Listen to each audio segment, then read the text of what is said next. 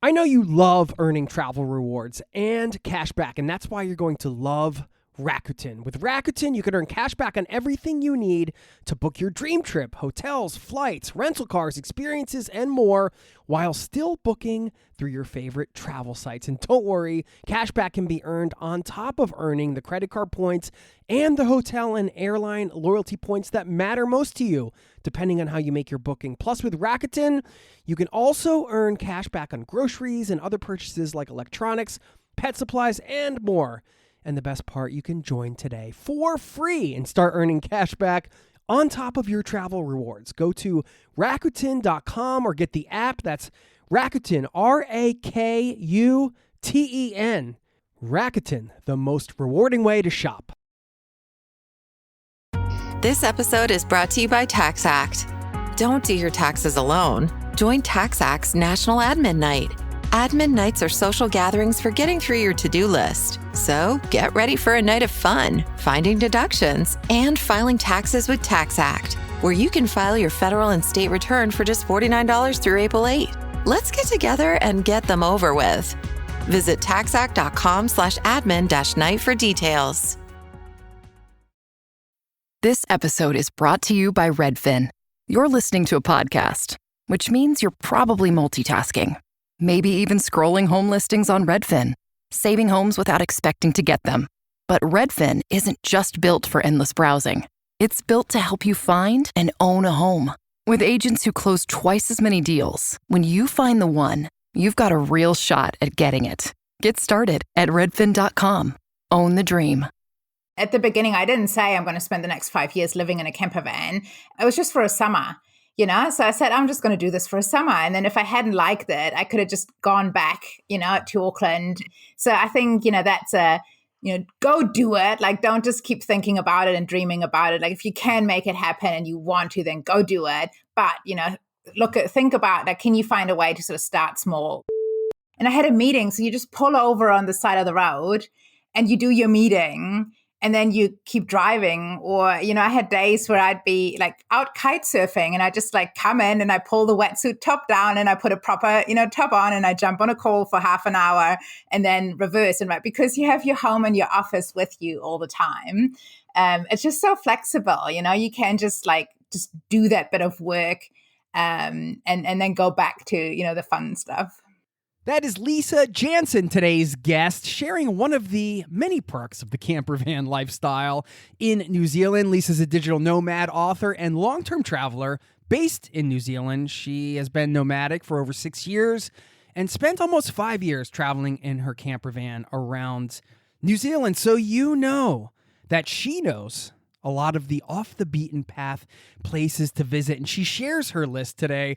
And I love that she took this list seriously, as you can hear in this clip. And I really try to focus on the sort of hidden gems, right? So anyone, if you come to New Zealand, I think some of the popular spots, a lot of the popular spots are popular for a reason, so don't disregard them. But here's sort of some of the, less talked about ones.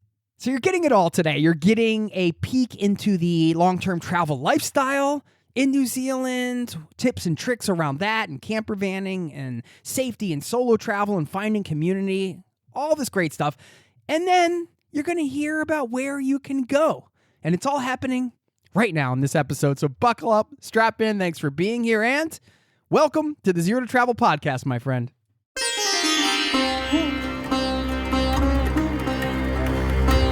You're listening to the Zero to Travel podcast, where we explore exciting travel-based work, lifestyle, and business opportunities, helping you to achieve your wildest travel dreams. And now your host, world wanderer and travel junkie, Jason Moore. Hey there, it's Jason with ZeroToTravel.com. Welcome to the show. Thanks for hanging out, letting me bring a little travel into your ears. Today, this is the show to help you travel the world on your terms to fill your life with as much travel as you desire, no matter what your situation or experience. And New Zealand is a place I've had on my bucket list forever. I've always wanted to go there. I will get there one day, I promise you that. I'm laying down the gauntlet. I'm throwing down the gauntlet. You don't lay it down. You have to throw the gauntlet. I'm throwing it today. And I'm going to say I will be setting foot in New Zealand one day. And whether you've been there or you're perhaps planning a trip there, maybe someplace you want to go in the future. Plenty going on in this episode in terms of practical tips, advice, places to go, as we talked about at the top. And Lisa, she's got a wealth of experience and knowledge traveling around New Zealand. It's where she lives. And she's also an author. She wrote a book called Life Done Differently. We talk about that. The book is about deliberately prioritizing a nomadic lifestyle, favoring travel and van living over conventional, familial, and career pursuits. You can learn more about that at lifedonedifferently.com. Get ready for a fun one. And stick around on the back end. I am going to share a reminder, something that Lisa said in this interview that really reminded me of something not to do in life, because doing it can have severe consequences. You'll learn more about that on the back end. For now, please enjoy my conversation with Lisa, and I will see you on the other side, my friend. Cheers.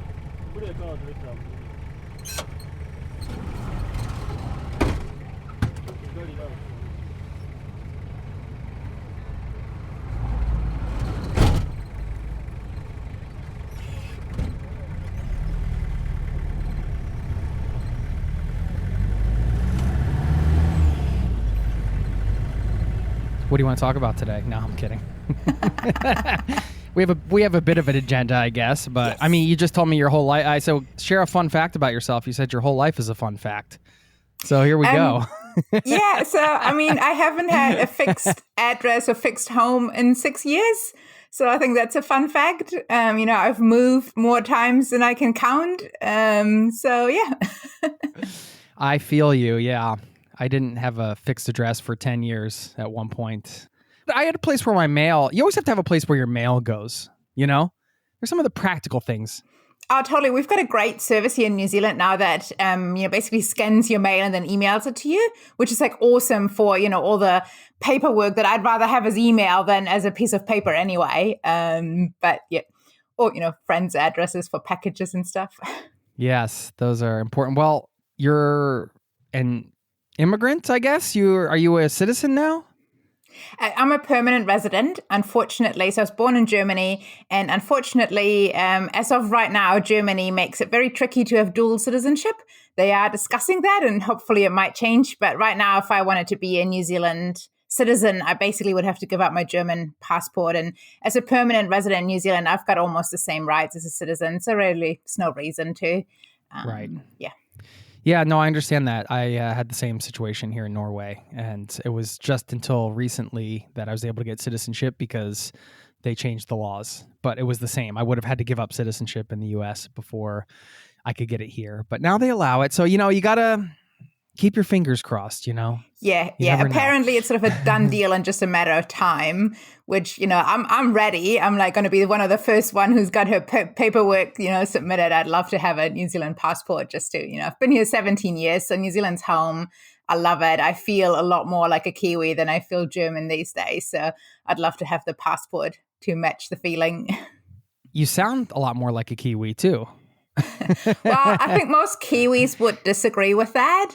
I think I just have a very funny, weird combination of accents that most people struggle to place. So when they hear that I live in New Zealand, they just assume that it's a Kiwi accent. But Kiwis hear that I'm not, a born and bred New Zealander.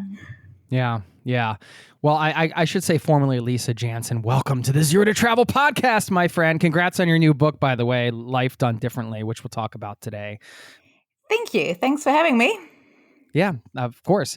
Sounds like you've been around New Zealand quite a bit. And as a seasoned traveler in New Zealand, I thought, today we're going to talk about some of the hidden gems, the places that maybe the locals like to go, maybe perhaps alternatives to some of the popular places. I don't know. I haven't seen the list. I do always love talking about campervanning in New Zealand too, because it's something I've never done. And sometimes people listening, like they know of it, but they don't know the nuts and bolts, or they might be hearing it for the first time. Maybe some of you that have done it have done it before. So maybe we'll get some new tips if you're doing it again. So anyway, we got a lot to talk about today. So yeah, thanks for coming on. Yeah, you grew up in Lingen, Germany. I mean, what does your family think about you being so far away? They can't be thrilled about that. I think it's a bit of both. So obviously, they'd like to have me closer, but also I think they just, they see how happy I am here and how amazing New Zealand's been for me. So, I think that kind of makes it easier.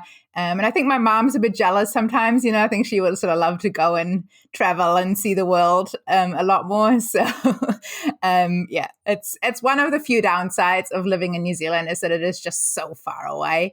But, that's life. Yeah, I mean, that's the choice you made, I guess.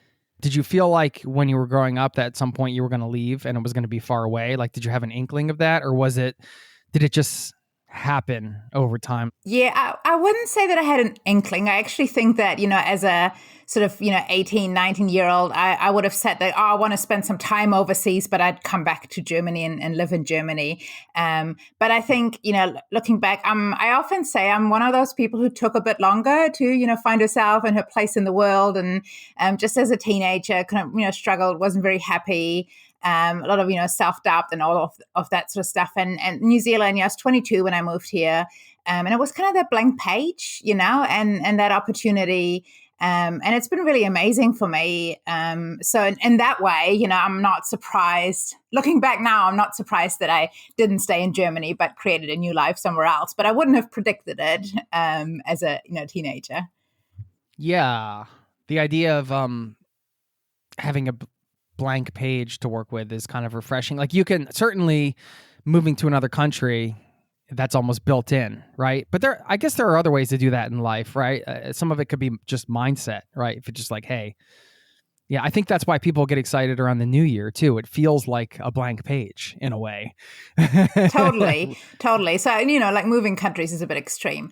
And I didn't, originally I came to New Zealand as part of my study. So I was still at university and it was supposed to be 1 year, study abroad, student exchange as you do. And then I just ended up extending and it's like, I'll do another semester and then I'll do another year. And then I finished my degree here and it was just easier to find a job here. And so, it wasn't sort of that instant. New Zealand's definitely home and I'm moving there permanently. It's just I came here and I loved it and ended up staying.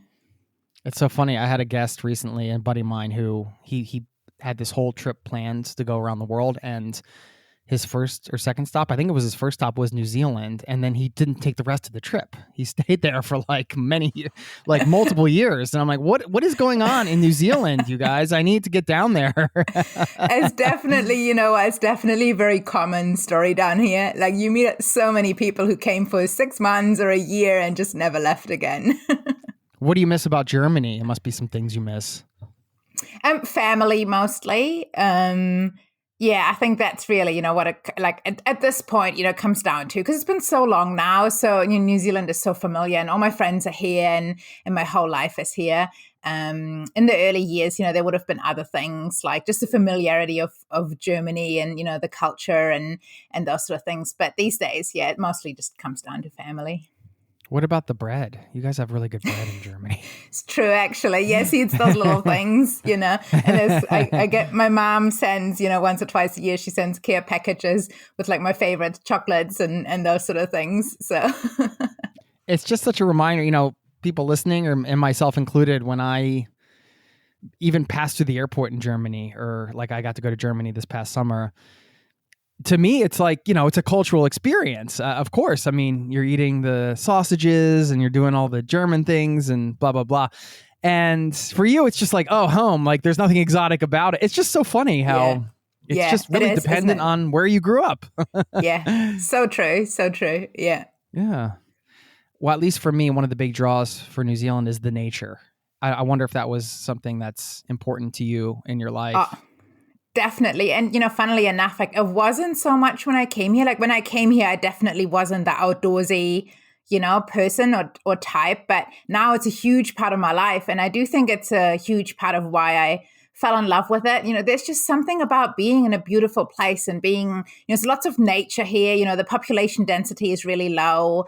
And even, right now I happen to be in Auckland, which is New Zealand's biggest city. So, there is, I think, like 1.4 million people living here, which is a small city in other parts of the world, right? But even here, there's lots of green, lots of beaches. You can always see the ocean.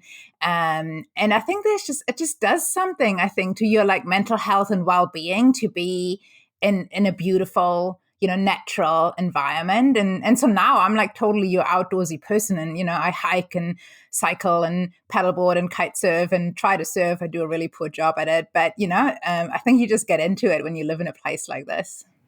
Do you live in your camper van all the time now? Tell me about your life. I mean, you said you've been nomadic, no fixed address. What does that look like? I'm just curious. I think it's always good to get behind the curtain on this stuff. You can see the Instagram photos for people doing this, that, or the other, but it doesn't really paint the picture. That's why I love the podcast. We can dive deep on it. But, you have to make a living. You have to find a place to work. It's not always easy if you're living in a camper van. I'm just wondering, lifestyle-wise, what has been the setup for you sort of over the last 6 years in terms of daily life?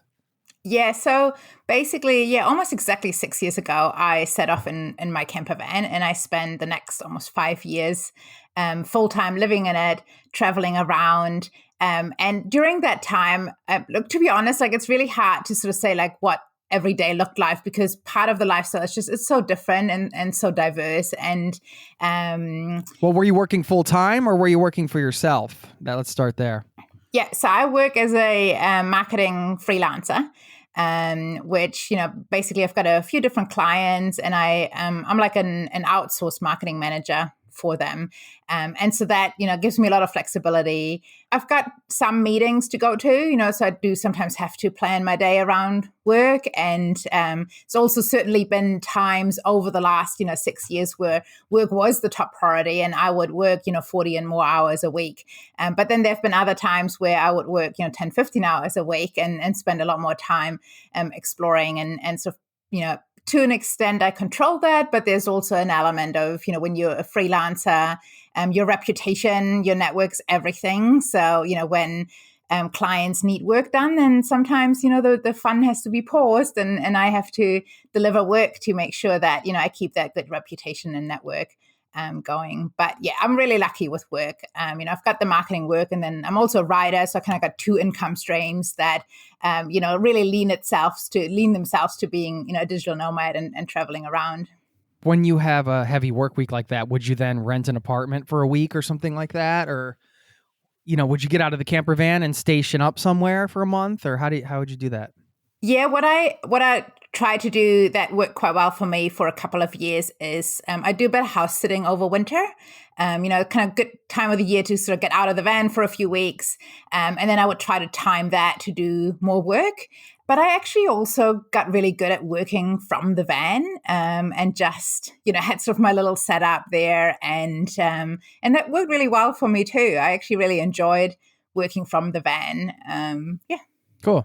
Yeah, not everybody can do that. I mean, I would probably have a hard time working in a small space like that. But yeah, maybe you can send us some pictures of the van, of the inside. We can post it up in the show notes. Yeah. Yeah, I think that freelancing is, I've always said, becoming a service-based freelancer, to me, that's probably the easiest way to go location independent, quickly, because you're just like, you're you. You don't even really need a website. You can, if you have a network, or you can network on LinkedIn, or, there's all sorts of things you can do to get business, but you're there. You're like, I can do this thing. Here's how much it costs. And then bam. Yeah. You can do it from especially, I'd say like, especially if you have, experience and skills in an area that's in demand, then yeah, totally agree. It's actually been like, I was surprised. Like when I first made this decision to go live and travel in my van, I had a, full-time job, and I told my boss at the time, and I said, this is what I want to do. And I was sort of, resigning essentially. And then he said to me, he's like, oh, why don't you like work just like 15 hours a week for us remotely for summer, and we'll just like see how that goes. And then from there, just work found me. And I was, initially really surprised how many companies and how many people were just completely fine with me, living the way I do. And everyone always loved it. In meetings, the first question is always, oh, Lisa, where are you today? And everyone really gets on board with it. So it's kind of cool. Yeah, I'm glad you mentioned that, because I had a fear going in when I was running a company and I was traveling in Asia at one point. I thought, what are my clients going to think? I have to keep this a secret. It makes you stand out in a way. Also, that's interesting that your boss asked you if you could work remotely. Usually it's the other way around. But so you never know, it's always good to ask. I mean, maybe you have built-in ability to freelance. I'm speaking to the listener now. Maybe there's somebody that's like, if they just asked, maybe it could actually be an option, 5 years is no small amount of time to live in a camper van. So I know you have some advice to share, and let's do a little bit of like a camper vanning around New Zealand 101, which I think we have to start with. I know a bit about this because I've read about it quite a lot over the years, but there are generally like the marketplaces where you can buy the van, first of all, and then there's the resell places. I guess maybe they're the same places. So it's like, I don't know how to break this down. I guess I kind of do. First, you have to buy the van, then you have to kind of pick the right one. And so that would be some advice there, and on budget and buying the right one. We could start there. Yeah, so I would say, anyone who, like, if you come to New Zealand for like a couple of weeks or, maybe even 3 weeks, then consider renting one. It's just so much easier and hassle-free, and, it feels expensive, but yeah, it's just hassle-free. And if something happens to the van, then the rental company is just going to give you a new one and you're off again and those sort of things. If you come for a few months, then definitely worth thinking about buying one because, renting would get really expensive. So the places to buy, we have a website called Trade Me, which is essentially our version of eBay. eBay never, got into New Zealand, so we made our own. Trademe.co.nz is the website, and so that's where a lot of camper vans are listed for sale. And then, especially over the last few years, we're also seeing a lot more on Facebook Marketplace. So those would be the first two places I would go. I think most vans, showing up on either or both of those. Okay. Yeah. We'll get back to the interview in just a moment. I know you love earning travel rewards and cash back, and that's why you're going to love Rakuten. With Rakuten, you can earn cash back on everything you need to book your dream trip, hotels, flights, rental cars, experiences, and more, while still booking through your favorite travel sites. And don't worry, cash back can be earned on top of earning the credit card points and the hotel and airline loyalty points that matter most to you, depending on how you make your booking. Plus, with Rakuten, you can also earn cash back on groceries and other purchases like electronics, pet supplies, and more. And the best part, you can join today for free and start earning cash back on top of your travel rewards. Go to Rakuten.com or get the app. That's Rakuten, Rakuten. Rakuten, the most rewarding way to shop. This episode is brought to you by Ferrero. Soccer's biggest stage is approaching, and Ferrero is making it easy to go all in. Pick any two Ferrero brands from Kinder Bueno to Ferrero Rocher, and you could win the $1 million grand prize, plus an exciting range of daily and weekly prizes. Don't miss your shot. Official rules apply. Learn more at goallinandwin.com. Now, back to the show. Yeah, good advice on renting first, too, if you're going for a small amount of time, because you can also test it out, test out the lifestyle. This is unique because you're also working in the van. So, and I think a lot of people at this point, if they're going to buy a van and go down there, especially people listening to this, they might be working at some point or working on a side project or whatever. So setup-wise, what are you looking for? Like, what do you definitely want to avoid and what do you definitely want to have? Let's say like the must-haves and the do-not-haves.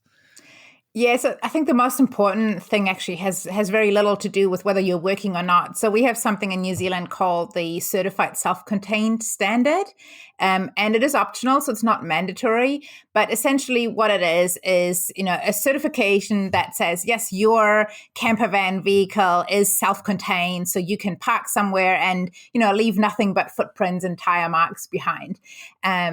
Unfortunately, over the last few years, the rules around this have gotten very strict. And so especially a lot of the smaller vans that, visitors and backpackers struggle to meet those requirements. And so that's just something to, be aware of. Essentially, if your camper is not certified self-contained, it limits where you can stay overnight. There's a bunch of places where, you need to have the certification to legally park overnight. But there's also, still plenty of options for, those who don't have it. Like essentially like all, commercial campgrounds welcome you one way or the other. It's mostly the freedom camping sites and, the really low cost ones where a lot of the time they don't have facilities. So they need you to have your own, toilet and rubbish facilities and all that on board. So they, sometimes limit you. So that's something I think really important to be aware of. And I'd recommend anyone considering to, especially buy a camper in New Zealand or rent as well, to just, look into that, do a Google search. The rules are changing quite frequently. So, even what they are right now might not be the case anymore in 6 months. So I would highly recommend, do some research and figure out what the latest is on that front. So, where you can and can't park in your camper. So that's the first thing I'd look for. And then from there, I think your setup, especially, if you want to work, it kind of really comes down to, different personalities and people. Some people want a bit more space and say, if I need to work, then I need to have a proper desk set up and, all those things. Whereas other people are perfectly happy to work, sitting on their bed with their laptop on their knees and, and do work that way. So, I think that's really something everyone needs to sort of figure out on their own. In terms of internet, if you're working, obviously internet connection's really important. A lot of travelers just hotspot off their phones these days. I don't know if that's just New Zealand or internationally as well. So, a lot of, especially overseas people I've met, they just buy a good data plan on a SIM card and then hotspot. But Starlink really popular here as well now because, we've got still quite a lot of really really parts of New Zealand where you don't have cell phone coverage and some of the more traditional internet providers don't work. So that's where Starlink comes in handy. Starlink, yep. And we also have a couple of, providers. There's one called NetSpeed and one called Wireless Nation that sort of provide, mobile roaming internet plans. So a few options there. But yeah, most people just hotspot off their phones or use, libraries or public Wi-Fi at cafes and stuff as well. Cool. Yeah. Is self-contained just a fancy terminology for having a toilet on board? It used to be that, it used to be essentially that, you have a toilet and you have a rubbish bin, but it's gotten a lot more stricter. And so, I don't want to bore you with the details because it is quite technical, but basically, you don't just need any toilet now, but you need to basically have they call it a plumbed in toilet. So these, we call them porta potties, those mobile, little camping toilets that a lot of campers used to have, unfortunately don't fit that criteria anymore, which is a total shame. And I'm not liking it, but unfortunately is what it is right now. So yeah. Then, yeah, what I know this can vary dramatically, and since you have the websites, that's cool because now people, if they just want to research this trip, they can look into it themselves. But what would you expect to kind of spend for a good solid, it's not going to break down every 5 seconds. Well, you never know that, of course, but 10 grand, 20 grand. So I would say, 10 grand New Zealand is what, six or seven US. That's probably, what I would say is kind of the starting point. You get vans below that, but then, they're often quite old ones, got a lot of Ks. So you really, do run the risk of something going wrong with it. So that's probably the starting point. And then obviously it's the sky's the limit, in the other direction. Yeah, now you can, of course. Okay. Yeah. In terms of the freedom camping, that's the free camping, I'm guessing you kind of find the spot. How do you is there an app? Usually these are app centric where people find, this one app that tells them everywhere they can go. Yeah. So we have a couple. My favorite one is called Campervan. And it's New Zealand, Australia, and it's awesome. It shows you all the campsites and also things like supermarkets and where to find places to fill up fresh water and rubbish stations and some sites and all sorts of super useful things. So that's definitely worth getting. Even if you come to New Zealand and you travel not in a camper van, I think it's still a great app to have because, you still probably need to find a supermarket regularly or, you might be looking for a public toilet or those sort of things. So definitely, good to have. Just a side note, by the way, if you're listening to this and, you just take this in and move on with your day. But if you're like, no, I really want to go to New Zealand and I want to do it pretty soon. A good exercise is to actually download these apps and start looking at vans and you might be thousands of miles away. But I think that just going through those types of exercises, sharing with the, off the resources you just shared, it starts to make something real or more real. When you're looking to travel and you're kind of daydream, you can think about it, but you can also actually dig in a little bit and be like, oh, look, okay, I got this app on my phone. Look at all these places you can stay. Okay, but there's travelers here. I'm sure there's some social stuff built in. And then, look at the vans you can get. And hey, I don't know. It's just a good exercise in trip planning, I'd say. Totally. Yeah, totally. And also, the other thing to add to that is, we've got a couple of great Facebook groups. So if you join, one or two of those, you kind of, you get some inspiration from people traveling, and, there's lots of knowledge sharing and tips and everything being passed around. So it's a great, thing to join as well if you're planning on coming and get a bit of a taste for the community and, what's happening. Cool. Can you share what the groups are that you like that people could... Yeah, I should have thought about this before I said it. Now I got to remember them off the top of my head. But I think there's one Vanlife New Zealand, and then there's another one Motorhome Friends New Zealand. So if you search for those sort of terminologies, you get the right groups.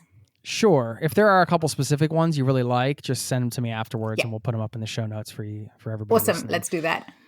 Yeah. Okay. We're gonna get into the top 10 hidden gems, but let's just talk about. I want to hear more about the lifestyle after 5 years. It's a lot of experience. So, what is your best advice for this style of travel? What are the mistakes that people make that people should be aware of? Yeah. Got my best advice. Honestly, it's like just do it, but start small if you can. So, for example, like for me, at the beginning, I didn't say I'm going to spend the next 5 years living in a camper van.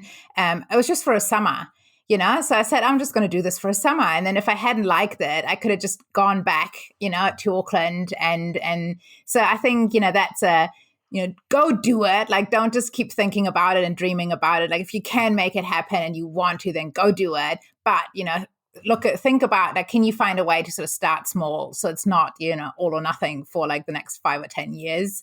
So I think that's sort of a tip. And in terms of mistakes, I mean, I've made a few, obviously. I think the biggest mistake I see, or the one that sort of has the biggest impact, I guess, long-term that I've made and that I've also seen a few others make is that, you don't do enough due diligence when you buy your van, and then you end up with one. So I've actually had 2 camper vans because the first one needed to be written off because of rust, which, as I learned afterwards, was a very common issue with the type of van I had bought, and I clearly hadn't done enough research, asked enough questions, and had to learn that the hard way. And I know a bunch of other people who've sort of been in similar situations where you buy one of those older vans because you want to save money, and then something goes wrong, and then you have a massive repair, and you maybe haven't budgeted for that.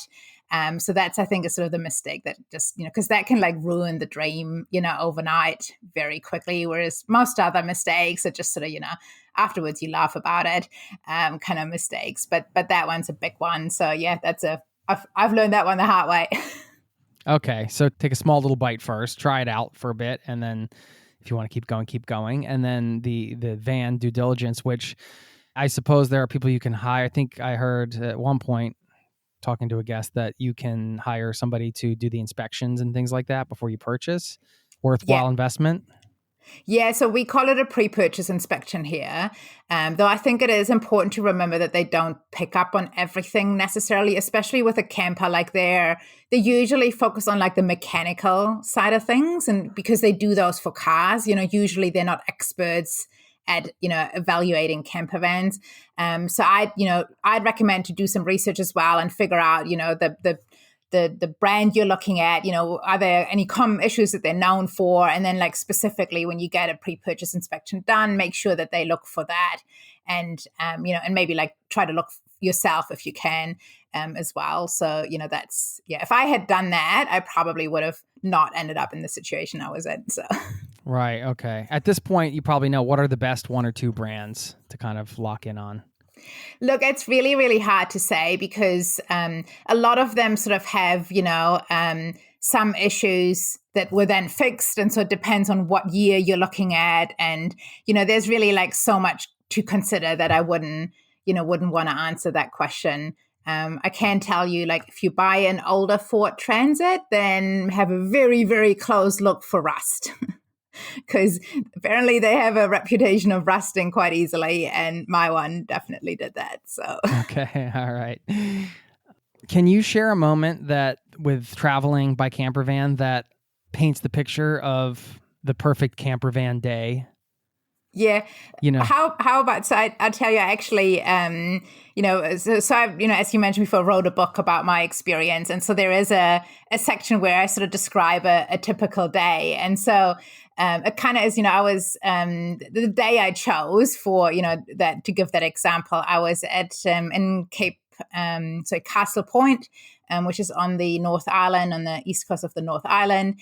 And so it was a typical day in the sense that, I got up and always make my coffee and then I read for a bit and, then I get up and have my breakfast. And so on that day, I worked for a few hours in the morning and then I had my lunch. And then in the afternoon, I, went out and I went for a hike up the hills nearby and, enjoyed the views. It's a really cool place, really sort of, kind of surreal landscape. And so, climbed up the hill to take that in and then, walk back down and had my dinner. And then after dinner, I'd, check in on, just a couple of emails or, and some days I'd actually then do a bit more work in the evening, especially if something, important or urgent comes up. And other days I wouldn't. And so that's sort of a typical example. And then of course there, some days I'd go and have an adventure in the morning and then work in the afternoon. And then, some days you just work and other days you just adventure. But that sort of is, the general balance for me anyway. That's what it was like.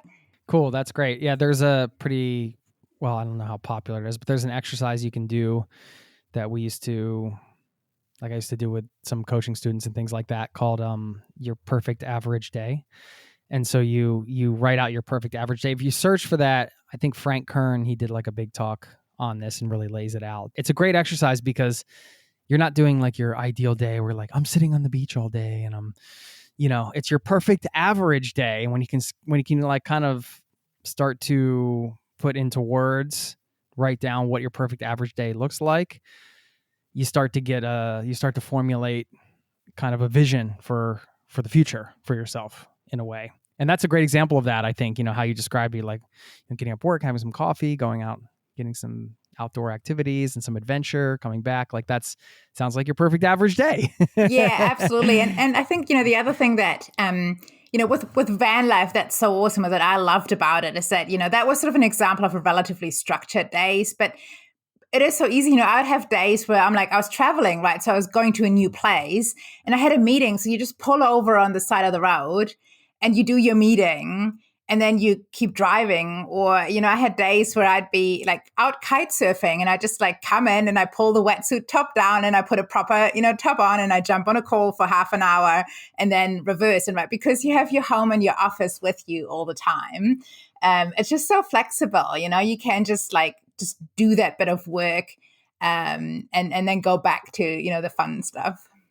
You just like, don't pan down. You're going to see half wetsuit, half like nice sweater top, half wetsuit. All right, let's get into some of these hidden gems because like you said, not to harp on it, but 5 years is quite a lot of time to travel around one country in a camper van. So I'm sure you've seen some things, done some things, had some good times, and we want to hear them. Where the locals hang, all the spots we should go. We can use this for some future inspiration. Awesome. So I made a list earlier today and I started with 25 and I narrowed it down to 10. So okay. You took this seriously. All right. I like it. So here we go. And I really try to focus on the sort of hidden gems, right? So if you come to New Zealand, I think some of the popular spots, a lot of the popular spots are popular for a reason, so don't disregard them. But here's sort of some of the, less talked about ones. And I'm going north to south. So we're starting at the very north of New Zealand. So there's a place called Spirits Bay. A lot of tourists go to Cape Ringa, which is almost the northernmost point, but it's a pretty lighthouse. And so lots of tourists go there. But actually, when you turn off the road on your way to Cape Ringa, you can follow a gravel road for 15 kilometers. And then you get to Spirits Bay, which is just a beautiful remote beach. And, if you want to meet locals, like that's where you can go in January around the holiday times here. It's definitely super popular with locals up there. It's a very important area for Maori, so the New Zealand, the original people of New Zealand. So if you do go, please make sure you respect that and, ask for permission before you cross land and those sort of things. But they're super friendly. So, cool. So that's number one, Spirits Bay. Then we start going south. We're on the west coast now of the North Island. There's a place called Kaiwi Lakes. There's two lakes next to each other and really cool, amazing colors, like one of those like surreal, like how is it this color kind of places, and really awesome for kayaking or swimming. They do lots of water skiing on the lake. There's a really awesome walkway around the lake, 2 campsites right on the lake. So, really cool place, and not a lot of tourists sort of know about it. It's very close to we've got these massive trees, the curry trees and curry forests. So a lot of tourists go there, but they just like drive straight past the signs to Kaiwi Lakes. So worth a turn off. Okay, great. We love places that are worth a turn off. And I also love surreal colored lakes. So perfect. Cool. So number 3 is a place called Kawhia. So we're still on the west coast of the North Island. And Kawhia is a little village. There's not much happening there, but the reason it's on my list is that one of the very popular spots in New Zealand is the hot water beach on the Coromandel, which is on the east coast. A lot of people go there. It's crazy. Like in summer, hot water beach. So it's one of those places where you can dig a hole in the sand and then the hot water comes up and you can basically sit in a, little spa pool if you have the stamina to dig a big enough hole. It's a make your own hot tub place. Pretty much. But it gets so crowded in summer. And it's like funny to think that there is this place on the other coast called Kawhia that also is a hot water beach and is just nowhere near as popular. So if you want to have a less crowded, hot tub on the beach, then go to Kawhia. There you go. Okay. Yeah. That's the place to go to have the make your own hot tub experience. I'm sorry I said that again, but I like the idea. It's like, that's a really good, that just sounds really fun. Yeah, it is pretty cool. Yeah. It's a lot of effort to dig the hole big enough, tell you that. Yeah. But, once you've done that, it's pretty cool.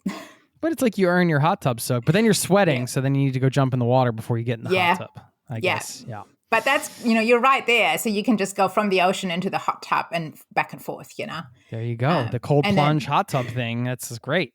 And then the tide comes in and it's all gone. You got to start again. Love it. All right, so now we're switching coasts. We're going to the East Coast. We're still on the North Island, but the East Coast has the East Cape. So if you look at the North Island of New Zealand, there is a bit poking out on the east, and that's the East Cape. It's a really cool place to visit for lots of reasons. It's a sort of a bit of a, old school New Zealand feeling, lots of beautiful beaches and little towns and villages. One reason why it is a really cool place to go is because there is the East Cape Lighthouse, and that is often listed as the first place in the world to see the sunrise. So you can go there and, make a really early start and go up the hill. Lots of stairs to climb, but you get up to the hill and the lighthouse, and you can be one of the first people to watch the day begin that day. So, wow. I mean, how does that work? Well, it's just because it's the most eastern point of New Zealand to the time zone. So right, okay, yeah. I mean, that's really cool. Okay, yeah, that's bragging rights. Yeah, I mean, to be fair, people argue about it sometimes, but when you Google it, it's often the East Cape that comes up. It's the first place in the world to see the sun. Cool, and then love it. These are great recommendations. Put some effort into this. I love it. All right. Keep it rolling. So now we're continuing down the East Coast, but all the way south. So now we're at the very southern end of the North Island, and there's a place called Cape Palliser, which again is a cute little seaside village, and there's a lighthouse you can go up. But what makes it really cool is that, first of all, it's off the beaten track. Not a lot of tourists go there. And it's super popular with seals. So it's one of those places where, I kid you not, when you park up, you kind of have to be careful where you step because so many seals on the rocks, and they're really hard to see when they're like lying on the rocks, right? So that if you love seals and you want to see seals, then Cape Palliser is the place to go. We'll get back to the interview in just a moment. We gather here tonight to bring women back to their rightful place. The Testaments, a new Hulu original series from the executive producers of The Handmaid's Tale. It's easier to accept a story than believe that the people around you are monsters. The battle isn't over. There comes a time when you have to take action, when you have to choose your own destiny. Never quite as it seems. Watch the new Hulu original series, The Testaments, April 8th on Hulu and Hulu on Disney Plus for bundle subscribers. Terms apply. This episode is brought to you by Indeed. Stop waiting around for the perfect candidate. Instead, use Indeed sponsored jobs to find the right people with the right skills fast. It's a simple way to make sure your listing is the first candidates see. According to Indeed data, sponsored jobs have 4 times more applicants than non-sponsored jobs. So go build your dream team today with Indeed.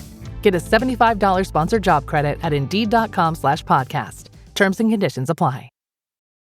Now, back to the show. Okay, can you send us this list afterwards because I want to make sure we get the spellings right. I don't normally post the list in the show notes because then I don't want to ruin the list, but I think in this case we might have to because the spelling's a little tricky, but don't peek. We'll have to put a warning in the show notes, like don't peek if you want to know what these are without, anyway, even if you do peek, you're not gonna hear the stories behind them. Yeah. So. And it's always, there's only so much like a photo or even a video can tell you. Like experiencing them yourself is always better. Yeah. So, all right. So now we're hopping on the ferry and we're heading over to the South Island. All right. You divided this in half perfectly, huh? 5 for the north, 5 for the south. Yeah. What can I say? Nice work. There's that German efficiency. Exactly. Right? Exactly. Can take the girl out of Germany, but can't take the German out of the girl. All right, cool. Let's hear it. All right, so at the fairly far north of the South Island, there is, it's actually 2 places, but they're on the same road. So Elaine Bay and then French Pass. And so you sort of turn off the main highway and then you get to Elaine Bay first, and then you keep going on to French Pass. And the road to French Pass is often mentioned as one of the most beautiful roads in New Zealand. And on a nice day, it definitely is. I mean, it's a gravel road. As so often, most of the most beautiful places, take a gravel road to get there. But just really stunning scenery. And then French Pass itself is known for, there is essentially a pass in the ocean where for whatever reason, the current is super strong. So you can see the current rushing through is just crazy speeds, and there's lots of fishing going on, and you see the boats just struggling to get through the gap in the between the islands, because it's got something to do with the ocean levels. There's a big gap, and all of a sudden gets a lot deeper. Or, don't quote me on this. Go look for yourself and read the signs, and then you'll know exactly why it's happening. But it's a cool place. So it's a really beautiful drive, and then a cool place. Nice to check out. I like your general travel rule, though. Like what you said, if you take a gravel road, it usually leads to someplace beautiful. Yeah. It's pretty true. Yeah. Totally. Yeah. The best place is at the end of long gravel roads. There you go. Awesome. We got 4 more left from my count. Cool. So number 7, and I think this is maybe on the list because I was recently there and I just absolutely loved it. So it's a place called Banks Peninsula, which is probably sort of 2/3 down the South Island on the east coast, close to Christchurch, which is second biggest city of New Zealand, and it's a peninsula, as the name suggests. And really beautiful, got all these little bays and fjords and little villages. And then there is a little village called Akaroa, which has, for some weird reason, really strong French influences. So it's a cute little French influenced city. And yeah, it's just a really cool place to, go for a day trip or, even a few days in a camper van. Nice. Before we get into the top 3 here, I have to ask you, what if you're going to eat one meal? There's a meal you have to eat. What is it? In New Zealand? Yeah. Oh, Is there gosh. something like that, or? Well, look, if you come as a visitor, it probably would have to be a hangi, which is like the Maori traditional food, and you know how they prepare food. So if you come as a visitor, I'd say like you have to have at least one hangi because it's such a New Zealand experience, and it's really delicious too. So yeah. Okay, cool. Thanks. Let's move into the final three here. Okay. So the next one is, I don't know if it's really a hidden gem. It's probably the most well-known out of all my hidden gems, but I really love it. It's a place called Lake Tekapo, which is kind of inland, on the South Island. We're still sort of heading south. And really beautiful little village right on the lake. So in that area, we've got Lake Tekapo, and then there's Lake Pukaki, which is close by, and they're glacier lakes. And so what that means is like the glacier comes down, and then the glacier rocks gets grinded really, really finely, and it creates this, I think they call it like glacier dust or something, and it settles on the bottom of the lakes and then creates these really like intense turquoise colored lakes. And then you've got the mountains around it. And, if you don't come in the height of summer, usually there's like snow on the mountains. It's a really beautiful place, and also one of the best places in the world to see the night sky. They get really clear, really amazing night skies, and there's an observatory. So a really cool place to, just stay up late and watch the stars. Lovely.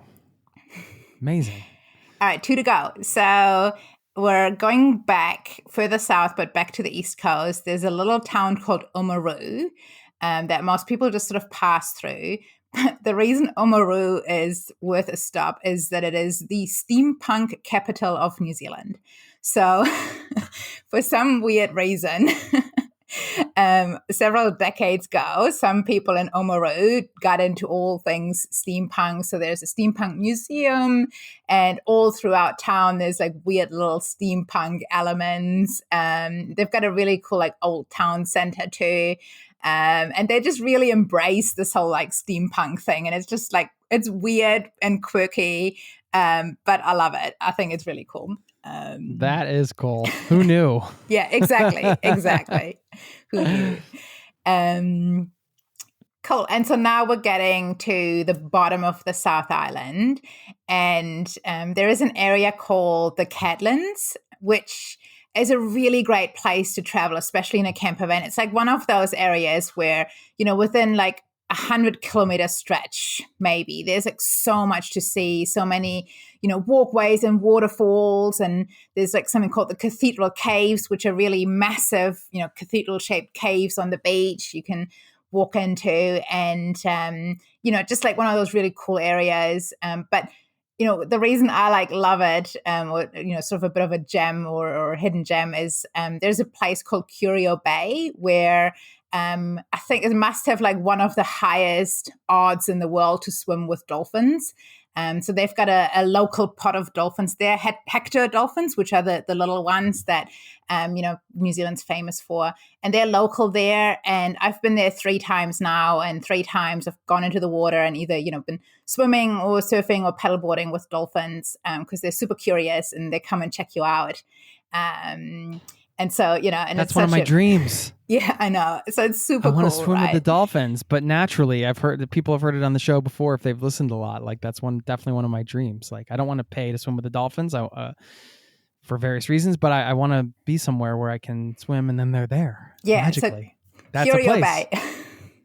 Oh man. And I don't want to promise anyone, but there's lots of people who sort of tell stories of, you meet them there, and if you're in the water and they're just curious, they come and they, check you out, and it's just a really cool experience. So now we're going to hold you to it, Lisa, because if somebody's listening and they travel many thousands of miles to see these dolphins and they don't show up, I'm sorry. We've got to hold you accountable. No. All right. That was everything, right? Because my handwriting on my notebook here got really messy at the end. Did we hit them all? Yeah. Well, so that was my 10. Like I said, it wasn't easy to get, down to 10. Usually people just ask for like my favorite 2 or 3 places, which is even harder. But look, it's honestly, New Zealand's such an amazing place. So much to see, so much to explore. So yeah. Awesome. Okay. Well, we like top 10 lists here, or top 7 lists, or whatever people can come with. And thank you for sharing that. And, you have a wealth of experience doing this, so I take these recommendations to heart. And I know I don't normally like list them out, but I think we're going to start doing that. We're just going to put like a disclaimer in the show notes, like don't look below this line if you don't want to see the places. But you have to hear the stories behind the places. And I mean, this was really eclectic here. You got like the small towns and villages, the French thing, the steampunk thing. You got seals and ocean currents and make your own hot tubs and all kinds of stuff. So, I mean, I'm sold. I'm sold. I'm ready to come down. These are the hidden gems, these are not even the like real official highlights of New Zealand. So yeah, I remember a long time reading about what's the famous, I know they call it tramping there or trekking. I can't remember. Tramping. We call hiking tramping. Yeah. Yeah, when you're off in multi-day thing. Is it the Milford track? Is that the famous one? We've got a few, so we call them the Great Walks, which are those famous one. And yeah, the Milford one is one of them. Which super. Have you done popular. any of them? Not the full track, but like day trips on the tracks. The issue with these tracks, because they're so popular, they book out super fast. So here's another tip, for anyone coming to New Zealand, if you're into tramping and you want to do one of those multi-day trams, you really got to be onto it. Like a lot of the time, bookings open at some point in, June or July for the season. Sometimes they book out within like a day. So you really kind of just got to be on the list and, be ready. And when you're like me and you sort of have, commitment issues and you kind of always just cruise around and don't really know where you'll be when, then, it's really hard to book that far in advance. Okay. And by booking, do you mean like securing a permit to do it? Or are you talking about actual like accommodations? Because you camp along the way, don't you? No, so with most of these great walks, you stay in huts. So we've got little, backcountry huts, which is, just like one step up from camping. You still need a sleeping bag and everything, but, you get a roof over your head. And then with some, so for example, the Milford track, actually, you also need to get on a boat. So the boat, drops you off at the start of the track and then you walk back. And there's a couple of those, as well. So yes, you have to, you have to book. But there's lots of other awesome trams in New Zealand where you don't have to book and you can just bring your tent or, even like just book huts last minute. It's just the great walks that are, this kind of popular. Okay, sure. That's a great tip. So people research the great walks and find out when they open up for bookings and put that on your calendar then. So you can be on the ball. You just kind of said in passing, I'm afraid of commitment. I'm traveling around, so I haven't been able to do this. But you have made some commitments. I mean, you've committed to New Zealand. It seems like you've committed to, writing, and you've written this book, Life Done Differently. I want to talk a bit about that. And another thing that I haven't really talked about on the show, and I got this in the email advance, that you committed to being child-free by choice. And I'm sure there's people listening that are either debating that or maybe they've committed to it. And we try to share as many perspectives as possible here.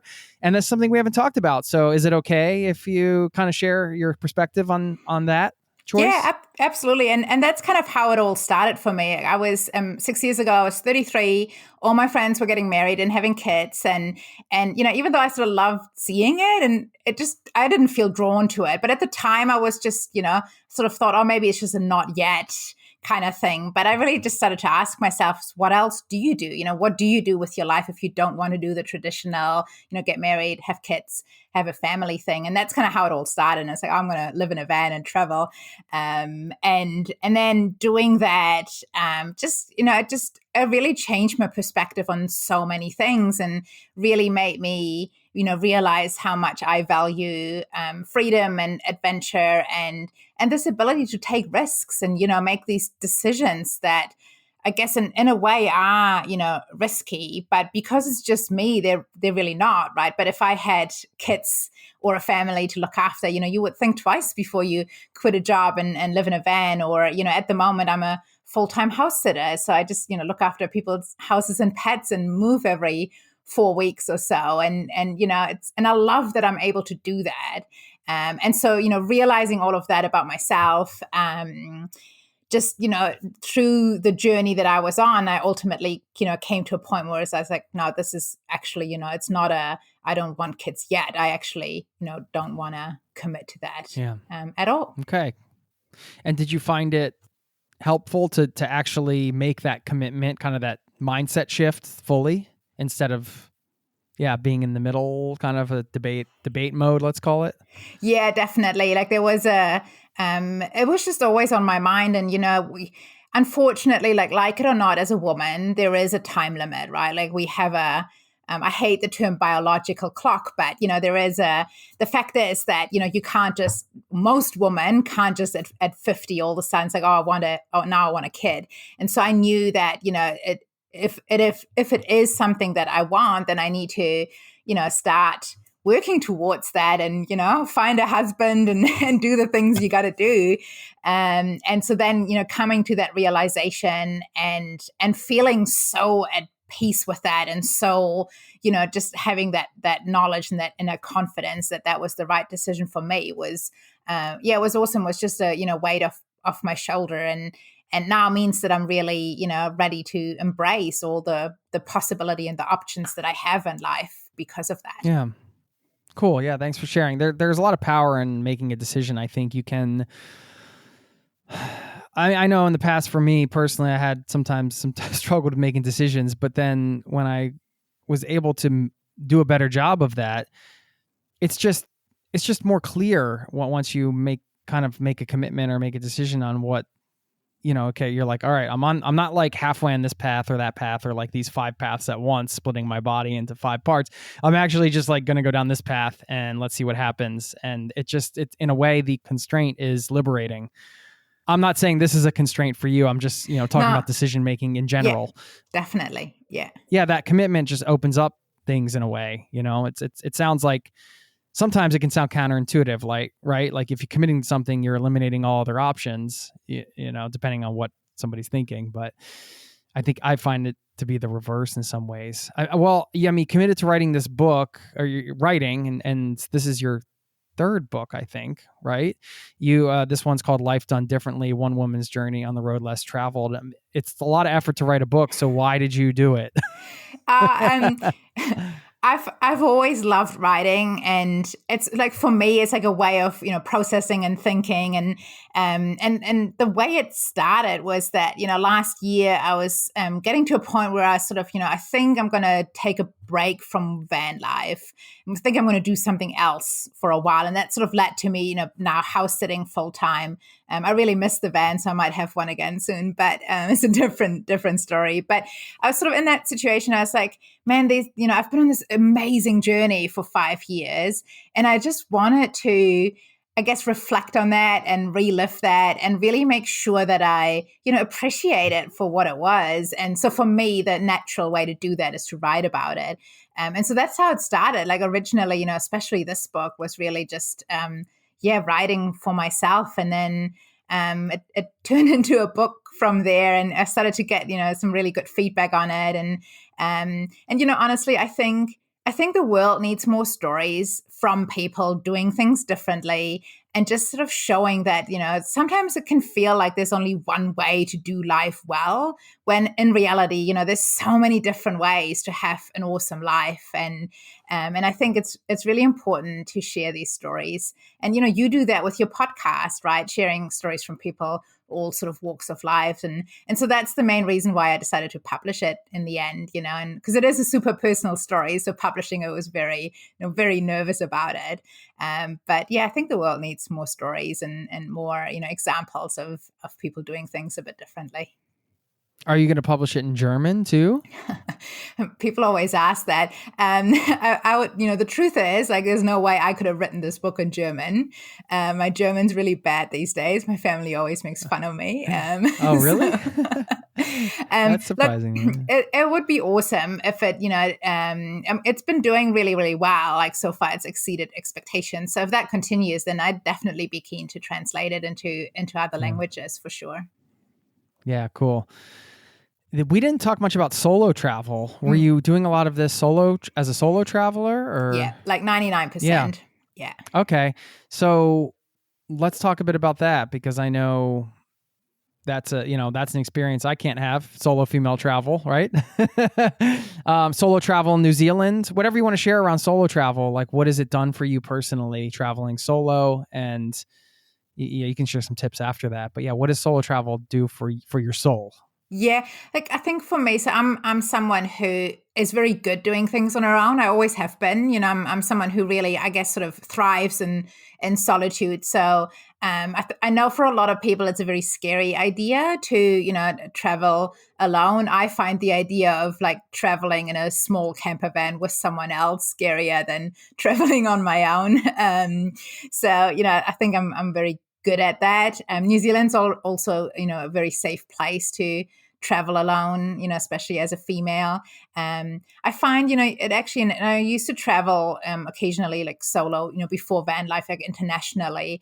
And I always found it's actually easier to meet people when you're traveling on your own than when you're in a group. You seem sort of more approachable. And I've met some really awesome, people because, they're on their own, you're on your own, and then you just, get together and you spend the day together or two. So I think that's an advantage of solo travel as well. And yeah, and in terms of tips, I did think about it at the beginning and, is this safe what I'm doing? And I think ultimately, living in a van on my own, I don't think it's any less safe than living in a city on my own. If anything, city is probably riskier. But I did take a few, sort of small precautions. Like one thing that was really important to me when I bought my van is that you can like walk through, so you can get from the bed into the driver's seat. So if I would ever feel unsafe, at night or even during the day, I could just get from my bed or the couch into the driver's seat and take off. I never needed to, but sort of the knowing that I could was good. And, so those sort of little things I think you can, do to, just, make you feel safer. Yeah. Okay. Did you find that how was the community? I was going to ask about the community of travelers. I'm sure you're running into other campervanners and other independent travelers. How is that community? Yeah, it's awesome. It's one of the things that I love about the lifestyle is you meet people. Well, I feel like I've met so many people and had really awesome conversations with people that I probably wouldn't have met in normal life, from the young tourists from all over the world that, come to New Zealand and travel here to like the typical, the whole like traveling in a motorhome or caravan is super popular among retirees in New Zealand.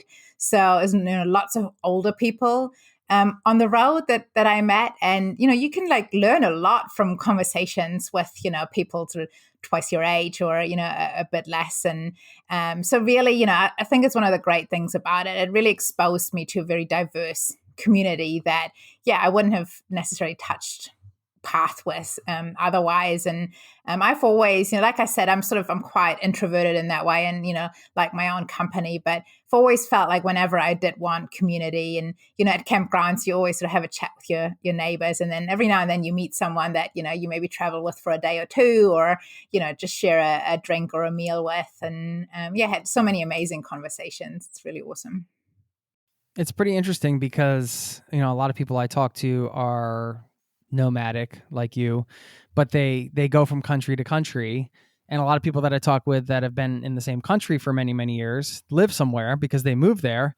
But you moved somewhere and you're nomadic in that country. You didn't move there because like you wanted to live in some specific community. You're still traveling around. It's wow. It's different. Yeah. I just, wait till you come to New Zealand, you'll get it. You'll get it. Do you think you're going to pick a place to live in New Zealand at some point? Yeah, I think I will eventually. And, the biggest downside of this lifestyle for me is that it is so hard to really have that community around you. So you meet amazing people and you connect, but it's always in passing, you always like by nature, everyone's always on the move and it's really hard to organize people and meet up regularly. And so I do sometimes, miss, being in a more stable community, getting involved, like doing a course, volunteering, having like your local coffee shop and those sort of things. So, I do think that eventually I will have, ideally I would have a base somewhere and then I can still travel a lot, but I have that base to come back to. That would be the ideal scenario. It is the natural life cycle of a nomad, right? At some point I've heard this many times and many friends over the years have done the same thing I have, which after a period of time, some of us, for me, like 10 years, some people 5 years, 3 years, whatever. And then they just crave the sort of the everyday life kind of thing, which seems ironic because that's what you left, but then there's beauty in both sides. Totally. Right? Yeah. And I also think, different things at different times in your life, I could see myself, have a base somewhere for, 5 years, 10 years, and then have another chunk of time on the road again. And, you just, yeah.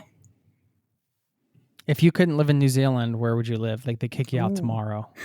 Oh my God, don't say that. That's like nightmare scenario. I feel like... Sorry, because they actually could. Yeah, that's true. You're not a citizen, but they're not going to kick you out. I'm not putting out that vibe to the universe, but, let's just pretend this is a hypothetical.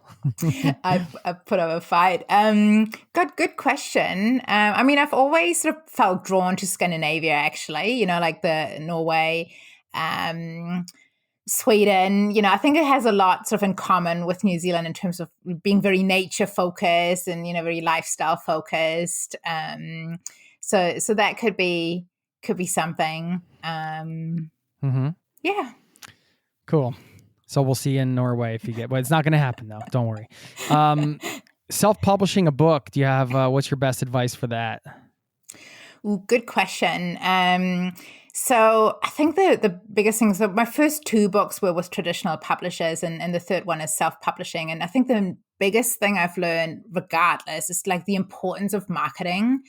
You can publish your book, but unless you find a way to reach, readers and people know about it, it's kind of just forgotten because there's like hundreds of books published every day probably these days. So that's the thing. The self-publishing specifically is, I would say, it's super accessible these days, which is awesome.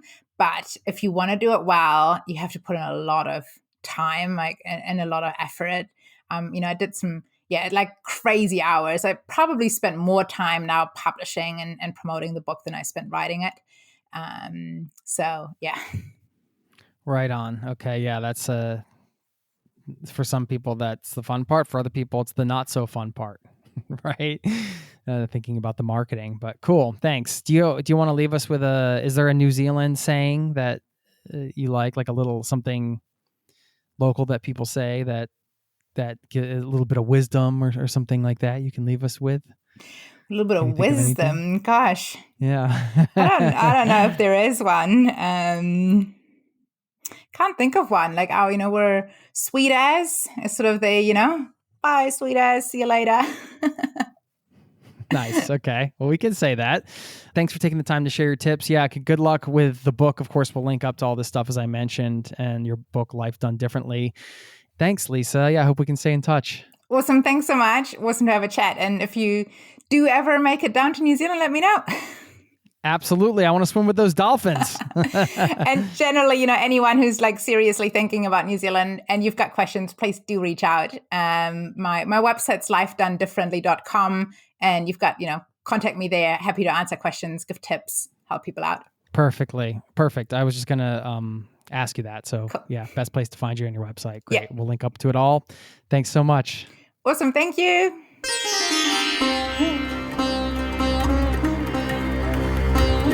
There you have it. I want to thank Lisa Jansen once again for stopping by the show. Of course, her website and all of the goodies are linked up in the show notes. It's always such a pleasure to hear about people's unconventional lifestyle. I've been doing this for 11 years now. It never gets old. I love to hear people's stories. And if you have a story you want to share or you just want to get in touch, perhaps share some tips with the community here, I'm available. This is a two-way conversation. Listener over there, you can always email me, jason@zerototravel.com. You can leave me a voicemail. I have a link to that in the show notes to my voicemail box. And sign up for our free newsletter over at zerototravel.com/newsletter. I send one out once a week. Travel tips, musings, cool links, all that good stuff.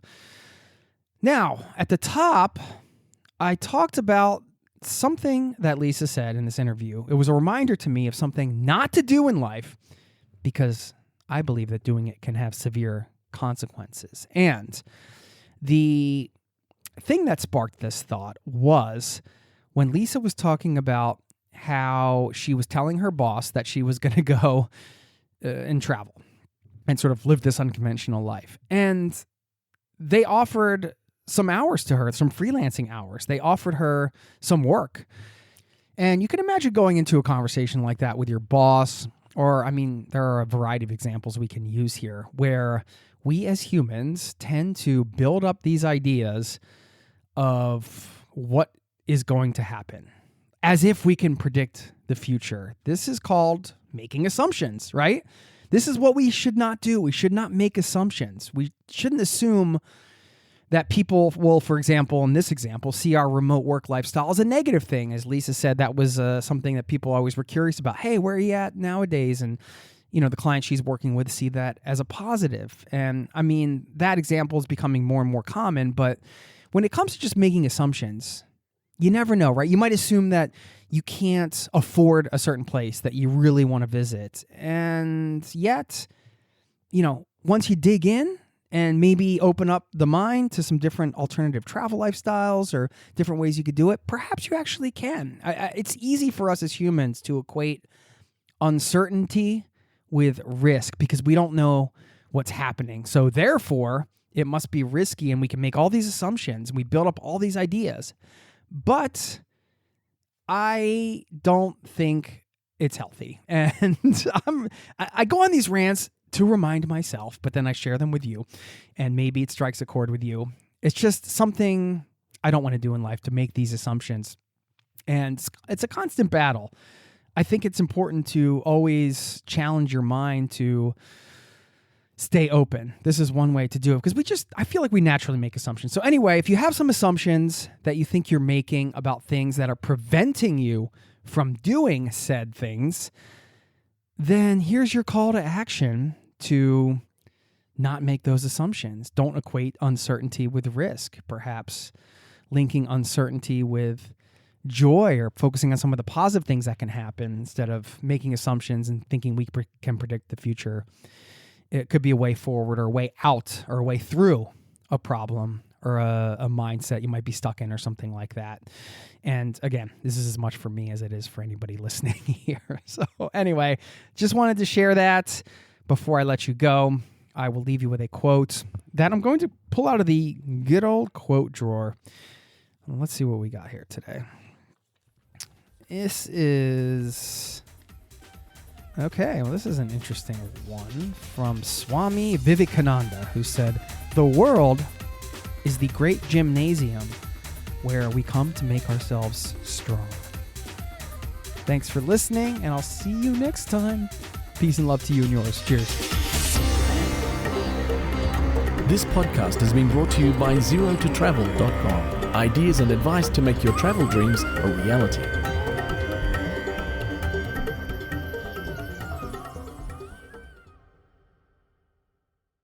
You're here. But are you here? You go to Hawaii in your head all the time. During meetings, in the car, Hawaii is on the mind. But when you're ready to go, there's Expedia, the one place you go to go places. Flights, hotels, vacation homes, cars. You can save when you bundle, or book as you go and still save. So what are you waiting for? Expedia, the one place you go to go places. Members only. Savings vary.